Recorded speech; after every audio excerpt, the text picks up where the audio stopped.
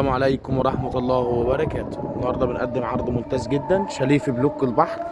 دي الواجهة الخارجية للشاليه، حاجة ممتازة ربنا يا رب يبارك. ده التراك، بلكونة كبيرة جدا متقفلة برجيلة.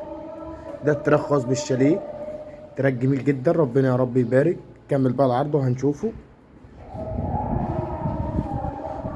رجعنا للبرندة تاني، نخش باب الشاليه. الشاليه اوضتين وصالة حمام ومطبخ على مساحة 162 متر. ده ريسبشن كبير 3 قطع، تشطيب ممتاز ربنا يا رب يبارك. صاحب النصيب مطبخ امريكان مفتوح على الريسبشن. دي المساحة الفعلية للمطبخ. ده الريسبشن من زاوية تاني عشان نشوف منظر التشطيب. الشاليه ان شاء الله يوجد حصة في الارض 1/12، مسجل بالجهاز، ليس عليه اي متأخرات او اي مديونات.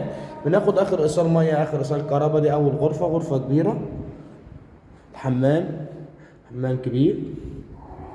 غرفة رقم 2. الشاليه زي ما قلنا على مساحة 162 متر، مسجل عداد كهرباء عداد مية. بناخد اخر ايصال كهرباء اخر ايصال مية بتاريخ اليوم. كده دخلنا على التراك من غرفة النوم. يا ريت نركز ونصلي على سيدنا النبي. دي شواية. ده التراك لافف حرف ال، ملكية خاصة، ممكن نقفله برجيلة أو نعمل حمام سباحة براحتنا، ملكية خاصة. احنا عندنا نص التراك متقفل ونص متساب، يعني لو حابين نقفله زي كده كله ممكن يتقفل. ما ننساش نشترك في القناة عشان كل يوم بننزل عروض ممتازة. يوجد لدينا شقق شاليهات بتسهيلات في السداد، بندفع نص نص على سنتين. كان معكم علي الجمال من أرض الواقع، والسلام عليكم ورحمة الله وبركاته.